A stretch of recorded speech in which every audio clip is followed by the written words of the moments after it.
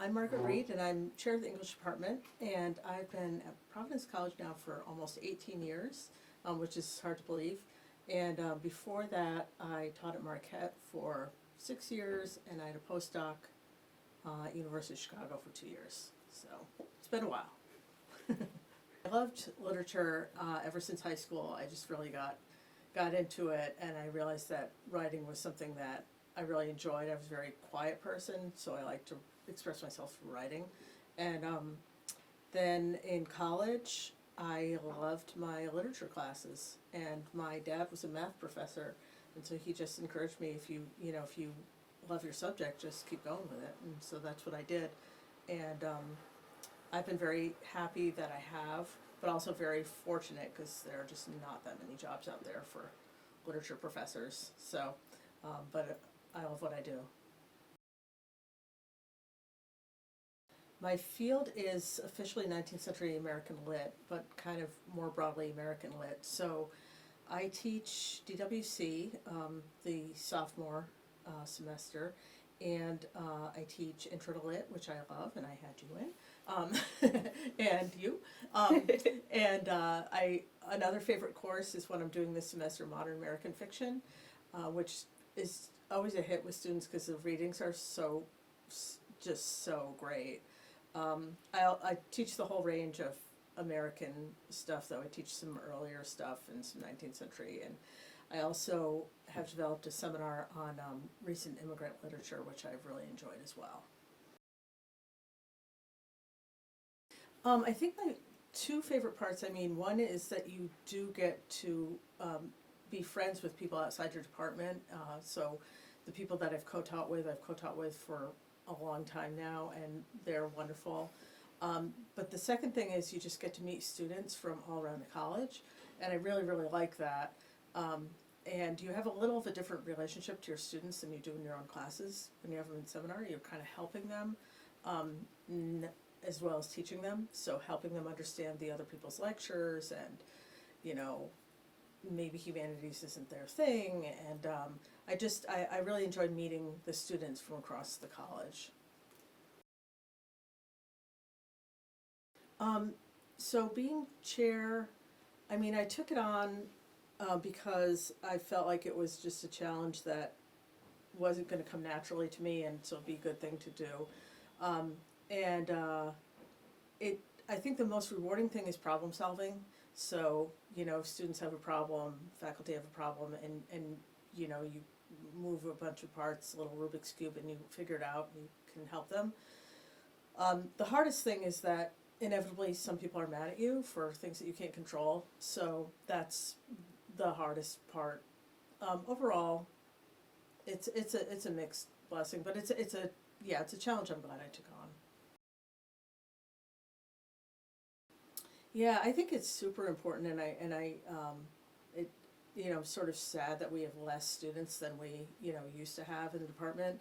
I feel like people build not only their critical reading and writing skills, but they build empathy, and they build capacity to have dialogues on difficult topics, to talk to others with strong opinions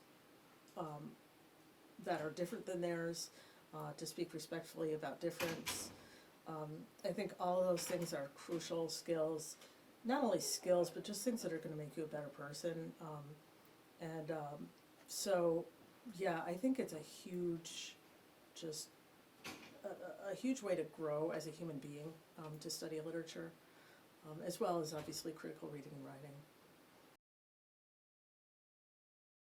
So my favorite part has definitely been the students, which I wouldn't not necessarily have guessed early on. Because I just loved the subject matter. I didn't know whether I was going to love teaching, but I still love the subject matter. But the exciting thing every semester is who's in the class and what's the class dynamic, and all the individual stories that you get to be a part of. So that's definitely far and away the most rewarding part of being a professor for me. And being a woman in any profession is harder than it looks, and I don't think I realized that until I got into professions. When you're in school, you have a lot of support, but it is harder than it looks, and there are disappointments in terms of how you might be perceived or treated, but I think it's getting better all the time, yeah. I think that people need to follow their dreams, and I think one of the, as I mentioned earlier, jobs are super, super tough to get, but graduate programs are now doing more to help humanities PhDs find their way into nonprofits and the public arts. So there are a lot of programs for that now. So I would say follow your dreams, but make sure that the program that you go to also has some outlets beyond academia, in case those jobs just aren't there.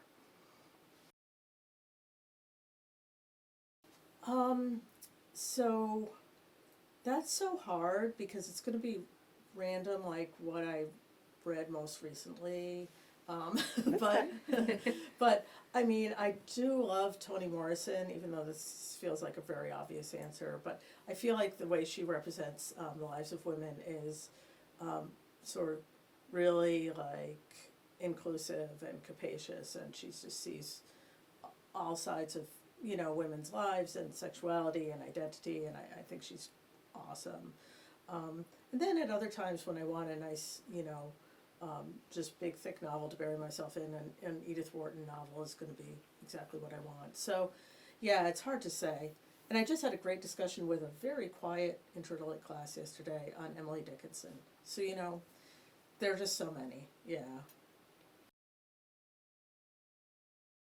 I just want to see the continuing growth in diversity and self-confidence in women, and gender inclusivity, and I'm so proud of our students today. I mean, in the modern American fiction class that I'm teaching right now, we can have discussions about issues that 10 years ago just wouldn't have happened on the PC campus. And so I think just continuing growth in people's comfort level in terms of diverse human experiences, and seeing women hold their own in discussion, which absolutely they do, seeing them follow their dreams, be leaders, that's what I want to see, yeah.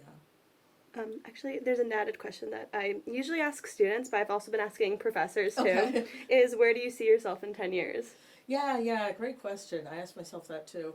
I mean, I'd like to still be teaching. I'd like to develop some new courses.